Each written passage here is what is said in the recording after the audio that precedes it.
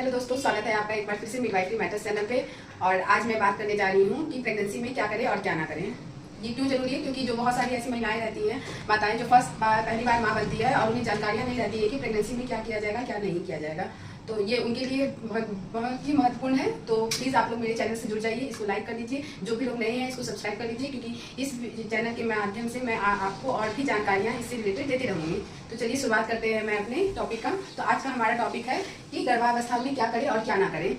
तो सबसे पहले बात करते हैं क्या करना चाहिए हम लोग को। गर्भावस्था में कोई महिलाएं हैं तो उन्हें किन किन बातों का ध्यान रखना है। तो सबसे पहले क्या है, पौष्टिक आहार लें। तो उसमें जो भी माताएं पहली बार माँ बनी है या प्रेगनेंसी है, उनका गर्भावस्था में है, तो वो पौष्टिक आहार का सेवन करें, जिसमें कि वो संतुलित आहार लेंगी। साथ ही साथ हरे पत्तेदार सब्जियों का सेवन करना है। इसमें उनको ज़्यादा मात्रा में विटामिन, प्रोटीन, वसा सब, क्योंकि इसमें एक शिशु का भी निर्माण होता है, तो इसमें खासतौर पर खान पान का ध्यान रखना है। और उस सब्जी के अलावा आप फल का भी सेवन कर सकते हैं। जो भी मौसम के अनुसार जो भी मौसमी फल है उनका सेवन करें। जैसे अभी गर्मी का समय चल रहा है तो आप तरबूज, खीरा, चुकंदर, तो ये जो भी मौसमी फल है उनका सेवन करें। ये बहुत ही लाभकारी होगा उनके लिए।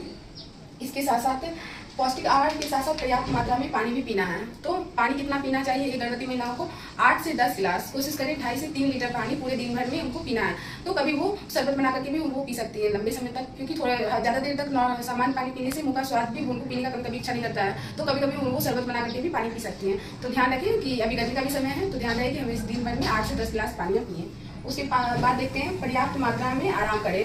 अब जो महिलाएं हैं, गर्भवती महिलाएं, वो रात में तो सोती है, लेकिन उनको दिन में भी ध्यान रखना है कि कम से कम 2 घंटे आराम करें। इससे उनका मानसिक संतुलन भी अच्छा बना रहता है और साथ ही साथ आराम रहता है। कमर दर्द की जो परेशानियां हैं वो भी बहुत हद तक कम हो जाती हैं। आगे बात करते हैं योग और व्यायाम करें। योग और व्यायाम में हम लोग देखें तो अभी ये जो एनपीएम नया कैडर आया हुआ है, इसके द्वारा बहुत एनपीएम जो भी रहती हैं वो हर तिमाही में, first trimester, second trimester, third trimester, इन तीनों ट्राइमेस्टर में अलग अलग व्यायाम है जो कि करने रहते हैं। तो उनसे परामर्श लेकर के हर ट्राइमेस्टर में कुछ नए व्यायाम रहते हैं जो कि उनको मदद करते हैं गर्भावस्था में भी और प्रसव काल में भी। इसके साथ ही साथ सुबह में थोड़ा देर उठ के टहलें, इससे ऑक्सीजन अच्छे से शरीर में मिलता है और साथ ही साथ बच्चे को भी ऑक्सीजन सप्लाई अच्छे से होता है। तो ध्यान रखें कि वो योगा और व्यायाम पूरे प्रेगनेंसी में उन्हें करने हैं। फिर इसके अलावा और देखते हैं, नियमित प्रसव पूर्व जांच कराएं एवं दंत चिकित्सक से मिले। तो जैसे ही पता चल जाता है महिलाओं को कि वो प्रेग्नेंट हो गई है, तो वो तुरंत उन्हें हॉस्पिटल आना है, डॉक्टर से मिलना है, एनपीएम मैडम से मिलना है और समय समय पर उन्हें जांच कराते रहना है, हॉस्पिटल में मिलते रहना है। और जांच के साथ साथ उन्हें दंत चिकित्सक से भी मिलना जरूरी है। क्यों कहा जाता है? क्योंकि गर्भावस्था में क्या होता है, कुछ हार्मोनल बदलाव होते हैं शरीर में और उसका प्रभाव दांत पे भी पड़ता है। इसीलिए बहुत सारी महिलाओं को दांत से भी जुड़ी समस्याएं रहती हैं। तो जब भी प्रसव में पूर्व में जांच कराने के लिए आ रहे हैं, अगर किसी तरह की उनकी परेशानियां दांत से जुड़ी हुई है तो उनसे दंत चिकित्सक से भी परामर्श लेना चाहिए। अब बात करते हैं स्वच्छता बनाए रखें। तो गर्भावस्था में संक्रमण का ज्यादा खतरा रहता है और क्योंकि बच्चे को भी उसका प्रभाव पड़ता है। तो ध्यान रखें कि गर्भावस्था में वो हमेशा साफ सफाई में रहें। खाना खाने के पहले भी, खाना बनाने के पहले स्वच्छता का खास ध्यान रखें। और गर्भावस्था में अपने जो नाखून हैं उनको भी काट करके रखें, क्योंकि उनसे भी खाते समय कहीं ना कहीं संक्रमण होने का खतरा रहता है।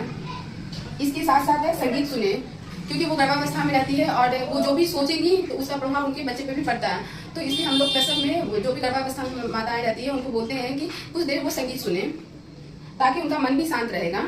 उसके बाद शारीरिक संबंध बनाना। तो बहुत सारी ऐसी माताएं और बहनें रहती है जिन्हें इस बात का डर रहता है कि गर्भावस्था में शारीरिक संबंध बनाना चाहिए या नहीं। तो शारीरिक संबंध तो वो गर्भावस्था में बना सकती हैं, लेकिन गर्भपात का भी उनको खतरा रहता है। कहीं ना कहीं अगर थोड़ी सी भी परेशानियां होंगी तो उससे बच्चे को खतरा हो सकता है और गर्भपात भी बन सकता है। और अगर तीसरी तिमाही में शारीरिक संबंध बना रही है तो कहीं ना कहीं वो प्रसव की जल्दी शुरुआत हो सकती है। इसीलिए हम इसको शारीरिक संबंध बनाते समय डॉक्टर से परामर्श ले लें और कोशिश करें जहाँ तक परहेज करने का, क्योंकि इससे कहीं ना कहीं बच्चे को भी खतरा होने का चांसेस रहता है। अब तो ये थे गर्भावस्था में क्या करें और क्या ना करें। आगे बात करने जा रहे हैं कि अभी तक जो मैंने बात किया वो ये बताया गया है कि गर्भावस्था में क्या करना चाहिए। अब मैं बात करने जा रही हूँ कि गर्भावस्था में क्या नहीं करना चाहिए। तो सबसे पहले देखते हैं, फास्ट फूड एवं कोल्ड ड्रिंक ना लें। जो भी बाहरी खान पान है उससे परहेज करें। जो भी फास्ट फूड, जंक फूड रहते हैं, चाउमीन, पिज्जा, बर्गर, गुपचुप, पानी पूरी, ये सब चीज़ से परहेज करें। इससे कहीं ना कहीं संक्रमण होने का खतरा रहता है और जिसका प्रभाव बच्चे को भी पड़ता है। इसीलिए खास ध्यान रखें कि गर्भावस्था में फास्ट फूड का सेवन ना करें। उसके साथ देखिए बात करते हैं धूम्रपान और शराब ना लें।